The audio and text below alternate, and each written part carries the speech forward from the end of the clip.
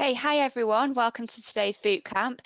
We're joined by Alex and Annie here today, who are going to talk to us all about transformative communications and how communications can essentially drive cultural change. If you've got any questions throughout the webinar, you can just drop them into the little box on the right and we'll answer those at the end.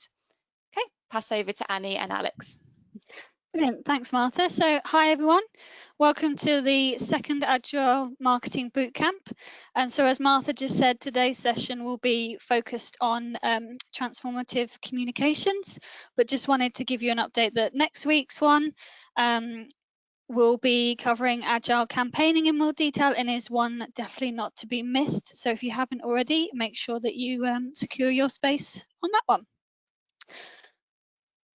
So just thank you for joining us for today's session. Just wanted to introduce your hosts. So I'm Alex, I'm the Comms and Content Director here at Bright, and I have previous transformation communication experience from such organisations as Tesco, Selfridges and WorldPay. And I joined Bright a few years ago and I've been helping our clients transform their communication culture and also how they share their company culture and bring their employees on their transformation journeys with them. And I'm joined today by Annie.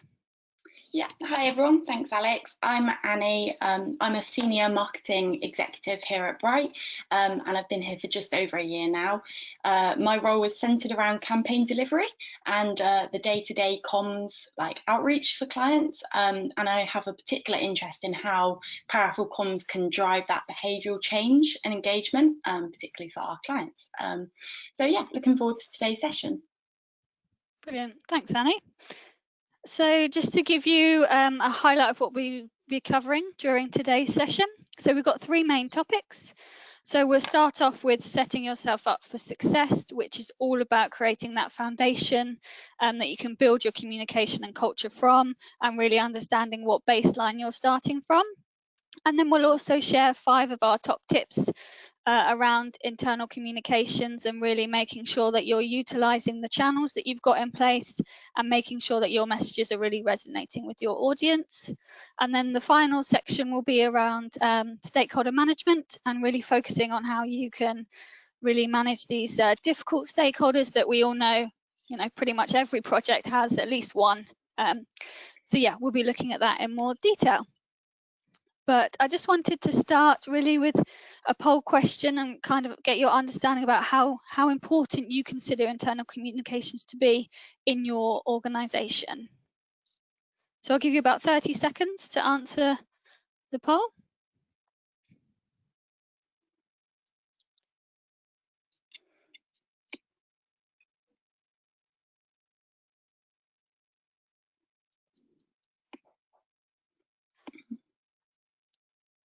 Okay, has everyone answered? Sorry, Martha, I can't see. Is everyone? Yep, so I'm just going to share the results with everyone now. So 83% said very important, that's great, but 17% said important and 0% not that important and not important at all. So those are the results. Perfect, thank you.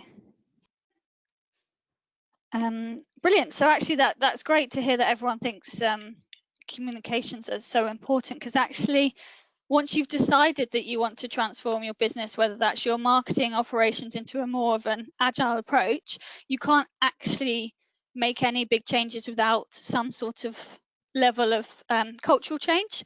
And what impacts that the most is these internal communications. So it's great that everyone understands the importance, and actually that's almost sometimes the first hurdle. So over to Annie, who's going to talk you through getting started. Yeah, thanks Alex. So this first section is going to look at everything that you need to understand before you get started with actually creating those comms. So understanding your baseline is going to be key to creating those effective communications and making sure that you resonate with the people that you're trying to reach. So this is kind of the preparation planning piece. One thing my dad always says, and I would actually say lives his life by, is if you fail to prepare, then prepare to fail. So yeah, just that piece there. So before we get started, we've created a bit of a checklist that you'll need to consider before implementing any kind of organisational change and, more importantly, creating the comms for that change. And so the first is to understand what your colleagues are currently digesting and the effectiveness of those channels. So it's important to ask questions like, how have previous announcements and changes been communicated in your company? What's worked and what hasn't? And essentially, was the end goal successfully achieved? And as well, on from that, if not, why not? These are key questions that will help you to understand what works with the people specifically you are trying to reach. This helps you save time from peddling techniques that you've already tried that perhaps don't work well or aren't effective for your colleagues, and it also narrows down the options of what's left to try, right? So there's so many channels and ways to reach people. So if something doesn't work for a group of people, instead of just keep peddling that and trying over and over again, it kind of provides an opportunity to be agile and test different methods for your audience, which is really important. The second is understanding the data you have available. So most companies, or many companies at least, will have regular pulse surveys, employee polls, whether it be on your digital collaboration tools such as Slack or Teams, or however you choose to get that information. So perhaps it could be worth spending a bit of time looking back over these and seeing what works best for the people that you were trying to reach. And really analyze that information to see how you can drive the desired change in behaviour. And if you don't have this data available, then perhaps think about how you can introduce a regular feedback loop with your colleagues. They are the people at the centre of your comms, so it's important to consider what works for them rather than what you think works for them. And this kind of information will really help to inform future comms as well.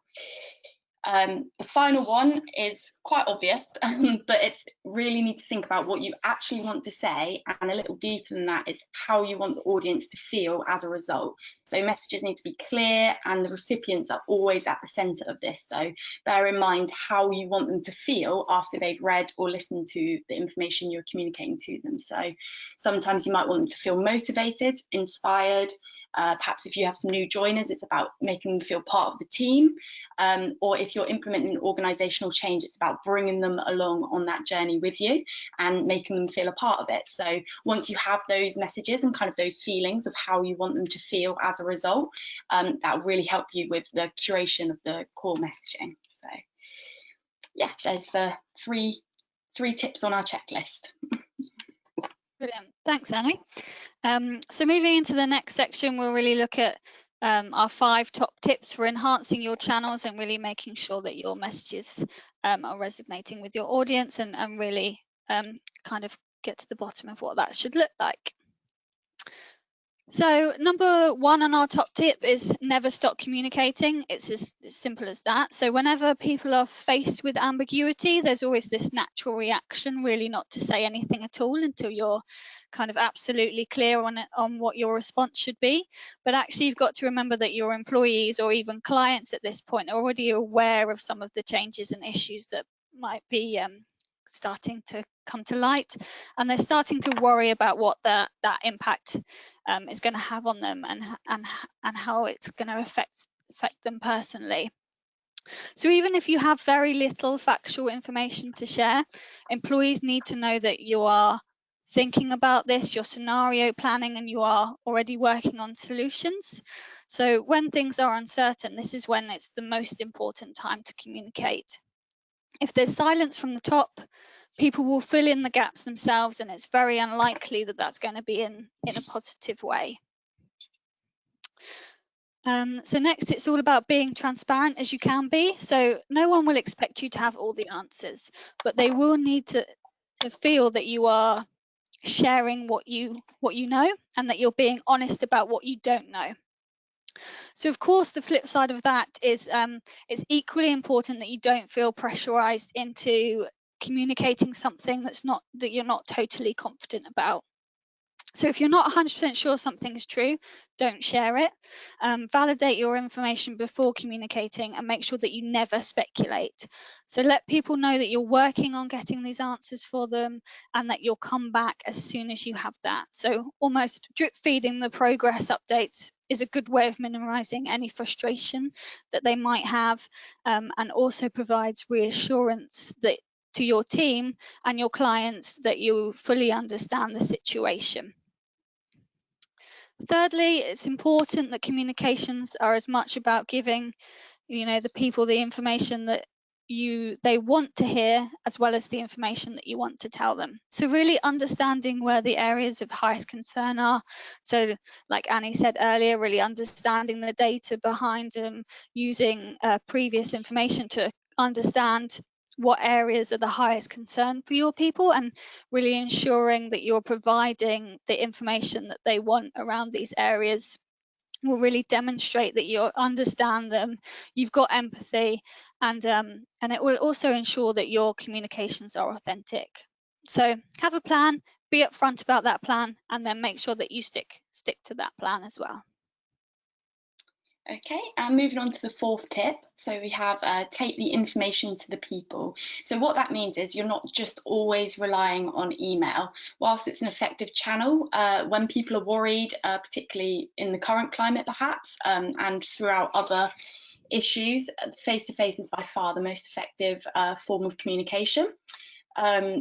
Obviously, that's not always possible. And since COVID-19, a lot of people have increased their use of video conferencing, and which is a great substitute, because as humans, we rely on sight more than any other sense. So when you have someone real sat on the other end of a camera telling you exactly what they want you to hear, it not only makes you trust the message, but also the person. People have the opportunity to kind of voice their concerns, ask any questions, and give feedback. And again, that links back to bringing them along on the journey with you, and just making sure that they see the organizational change that you're bringing in, kind of they see the positives and they can see why, the why piece, why you're doing that. And as I said, the opportunity to ask any questions, give feedback, and people are at the center of your business can also share ideas. So have they had any thoughts on this? Could they provide any further kind of feedback that could be useful for you to take forward, which is yeah, so it's just a great way to really understand what the key concerns are for your colleagues and clients, and in turn how you can best address those, based on face-to-face real feedback, rather than written communication, emails, things that you could get your wires crossed on, essentially. That's not to say it's one road or the other. Obviously a mix of both is always great, but I think for those key kind of integral messages, it's important to deliver those face-to-face where possible. In that sense, all leaders in comms are kind of masters of data at the same time as they react to the reactions that they are faced with. And they can take notes on how that's resonated with the people they are communicating with, and optimize the next wave of comms based on how that went. So that's really important, and that leads me nicely into the fifth and final tip, which is building in agility. So at the core of agile communications is two words that we like to talk about a lot, right? It's resilience and flexibility. So I think if 2020 has taught us anything, it's how quickly situations can develop. And one of the best ways that businesses can keep up moving forward is with agile comms that can adapt and pivot at pace. Things are in a constant state of change at the moment, and we're probably all sick of terms like unprecedented and the new norm, but developing a test, learn and improve approach is pretty much the only way you can keep on top of how quickly things are changing. And any businesses that successfully implement this are more likely to survive and thrive throughout challenging times, and establish the right narrative whilst communicating with your colleagues and clients with clarity. And that kind of powerful comms can only that kind of clarity in your comms will be essential in navigating downturn and disruption as we're experiencing at the moment. So successful communications that incorporate all of the tips above will help people to understand the key information, and more importantly, understand the role they play and the prioritization of the actions that are then required from them. So that's the key bit. And I think we have another poll now. So have you changed your communication approach following the work from home restrictions? So as before, we'll just give you 15 to 20 seconds to answer this one.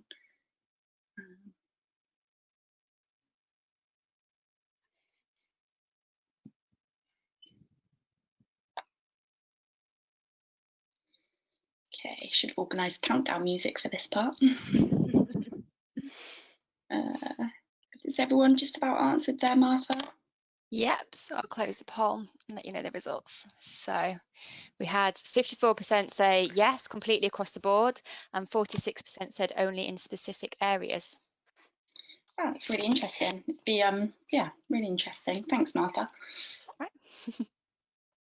Yeah, thanks for sharing that. I think it's really important to that people are already like using agility, and especially this year, everything's had to move very quickly. So it's nice to hear that people have moved with the times and have been able to adapt their approach during the work from home restrictions. So that's great to hear. So moving on to our last section of the webinar today. So it's all about stakeholder management and how to convert difficult stakeholders and really bring them along on your change journey with you.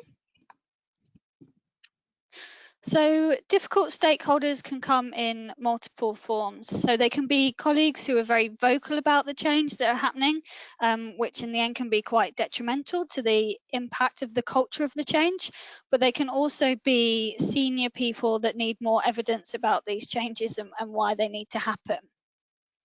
So creating and developing a strategy for managing stakeholders is sometimes a lot easier said than done, but managing stakeholders can be a challenge, especially if they take actions that undermine the common cause.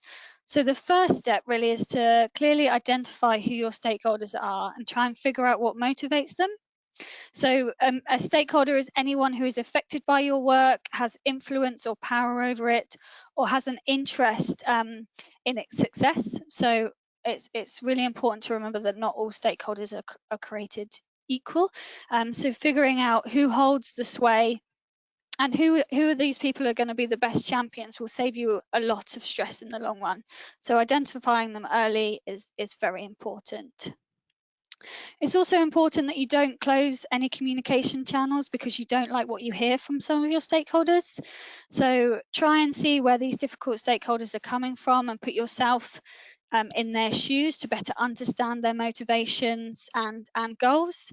And also make an effort to understand their point of view. If what they're saying is frustrating, ask yourself, are they aligned to the project objectives, or do they simply just want things done a different way? And that will really help you to try and understand what common ground you've got. And above all else, just remember that people really just want to feel understood and feel that their opinions matter. So always treat people with respect, even when tempers rise. They just want to be listened to most of the time. So nextly, scheduling time to meet with difficult stakeholders individually. So meeting without other stakeholders in the room takes the pressure off and makes them feel more comfortable. This can lead to a much more clear and calm conversations, and it gives you the time to explore their viewpoint and preferred solutions. So however, I wouldn't just blatantly ask them why they don't like your plan. Maybe instead ask them open-ended questions about their opinions and ask how they feel the project is progressing. So managing stakeholders one-to-one also prevents any of their negative opinions from influencing others on the project. So when feedback can cross the line from constructive to pure negativity, it's best to isolate that situation and really handle that on a one-to-one basis. So understanding what motivates them is really important. So what's causing your stakeholders sudden resistance, or if they've been resistant from the start, what is it that they're worried about? Are they worried about, going over budget, the anxiety, anxious that the project isn't turning out the way that they thought it would? Or sometimes it could be that they're answering to other people, so the board of directors, for example, who have their own doubts and want questions and answers. So I think the key to managing stakeholders is really to address these underlying motivations quickly and kind of understand their resistance, and that will help you to come up with these compromises and create win-win situations, and at the end of the day will help you get to the end of your project. But even if you are this generation Sherlock Holmes, don't always rely on the detective work will only get you so far. So don't be afraid to ask your stakeholders questions directly to get the answers that you want, and keep the lines of communication open. So all in all, listen to your stakeholders and strive to meet their needs, whether they're difficult ones or not. Ensuring that they're heard, valued, and appreciated will grow trust and support.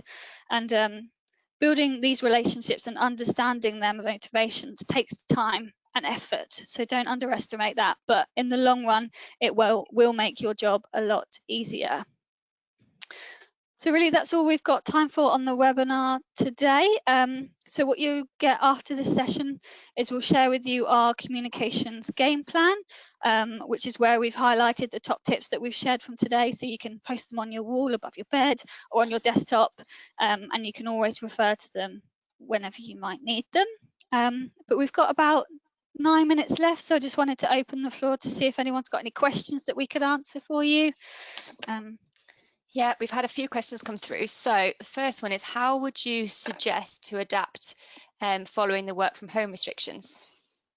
Okay, perfect. That's a good question. So I think, as Annie mentioned earlier, it's still really important that you don't overly rely on email or Teams or there are other softwares available.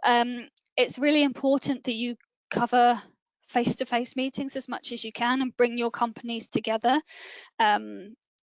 With the working from home, you can create little silos and things, and it's actually really important that you still have these broader meetings with everyone, and everyone can still feel heard and listened to. So making sure that there's always this two-way feedback, because people want to share their opinions as well as you to be able to tell them theirs. So making sure that there are these platforms in place where they can share how they're feeling as well. I hope that answers your question. And we've got another one that's related to COVID. So with COVID changes and trying to implement new operational changes on top of if you're implementing, if new COVID changes and trying to implement new operational changes as well. So how would you deal with all of that at once? So COVID and operational changes in one go. Oh, that's a good question, and quite a tricky one, because I know a lot of companies are going through, obviously they've got the working from home restrictions and everything like that, but also company culture and changes to the company are happening quite quickly and rapidly. So that's a very good question. So for me, I think the main thing is just to be very, very clear. Everything that you communicate has to be clear. So like we said, don't speculate on anything. That no one is going to expect you to have all these answers really quickly. So it's making sure that, yes, you might have different layers of change and cultural impacts happening, but it's making sure that your plans are consistent and that they're concise, and the information that people get isn't in pockets. It's all aligned to one overall communication strategy where people can really understand where the business is going, and that they feel that they are on that journey with you, and they know exactly where they are on that journey and where they're going to end up. Yeah, just to add to that as well, I think it's important to address that why piece. So when you're not face to face and you're virtual, a lot of the time it's difficult to gauge reaction. And like we said earlier, things like Teams and Slack help with that, because you can still have that face to face communication. But it's super important to be crystal clear on exactly what you're doing and then follow that up straight away with why. And I think that really, you would be clear in the office anyway, but to be even more clear on that really helps people to understand the motivations behind these decisions, and hopefully that's likely to bring them on board quicker as well. Exactly. Another one that's a good one is, how do you get quieter members of the team to voice their opinion in team meetings, especially when there is one or two other dominant players, without always cutting out to a one-to-one? That is a very, very good question. So I think it's important to encourage people to speak up. Like, they need to understand that the meeting is a safe place, that nothing they say is gonna impact them or come back at them. So making sure that you've got meetings set up where people feel comfortable and safe is really important. So making sure that they understand that that's what that meeting is for. It's not just for them to hear the information, it's for them to speak their mind as well. And also, I think sometimes when other people start talking, yes, there's always one or two of the same people that talk every time, but if you can say, is there anyone else? We haven't heard from you today. Is there anything you'd like to share? But also, it's also okay to have a one-to-one session with them. If you think that they've got concerns, and you feel like they're not voicing them, then why not just grab a virtual coffee with them and try and get to the bottom of that as well. There's nothing wrong with that. And I think we'll go for the final question. So I know we've spoken about this in Bright because we miss our team away days and things, but how can you reconcile a strong culture of cohesion and collaboration, so for example team building, while you're working from home, because obviously that has an enormous impact on cultural change in some companies? Yeah, again, a very good question. I feel very put on the spot there. Sorry. No, it's fine. It's a very good question. So for me, I think the culture is only going to move across to virtual when it's led by the top. So the leaders have to be aligned. They have to understand exactly what the culture is and how you want people to feel. And it will slightly change from how it would have been in the office and things. So you need to make sure that the leadership team are all aligned on what your culture is, and they're able to, in every interaction that they have with the team, they're living and breathing that culture. At the end of the day, that's how your team are going to understand what your culture is. But the team building aspect is also one I think that a lot of companies have struggled with. I know at Bright that we haven't necessarily had as much team building activities as we would have had if we were in the office, even if it's just on a Friday and like, oh, should we grab a drink at the pub? But we make sure that we meet every day and we have a bit of social interaction. But also I think there's these great social virtual meetups that you can do now that have come out of the COVID situation. So I know that there's a wine and cheese night that Bright are planning to do next week, and actually doing little things like that just really shows that you care about your company still, you care about your people, and actually it's okay to still be social and have fun, even in the strange times that we're in at the moment. Yeah, I'd agree with Alex there. And after like a day of virtual meetings, it's probably quite easy for some companies and people to say, do you know what, let's just skip the internal stuff. But I think it is super important to catch up with everyone at least once a day and keep that social interaction there, just to maintain the relationships that you already have, as well as build new ones if you have new starters. So And I'll just do one more because we've had two questions that are very similar. So it's more about, it's more about how would you advise dealing with like difficult stakeholders or people within the team who are openly resistant to change, and sometimes when they're including others in that as well, how would you recommend to deal with that? Yeah, so like I think I said earlier, tackle these people head on. So meet with them one-to-one, and whether that's virtually, that's still one-to-one, and kind of really understand what's motivating them. Why have they got this such resistance to this change? Because probably at the end of the day, all they want is for you to understand where they're coming from, put yourselves in their shoes, and really think about, how can you start the conversations? Like, yes, these things aren't going to resolve themselves overnight, but actually starting these conversations, listening to what they have to say, they're going to feel listened to and supported. And actually that's more important than what you can say to them. It's actually giving them that feeling of they're listened to, and they go away feeling a little bit more empowered. But yeah, so that would be my advice. Great. Thanks, guys. I think that's all we've got time for today. So thanks everyone for your questions. They were really good.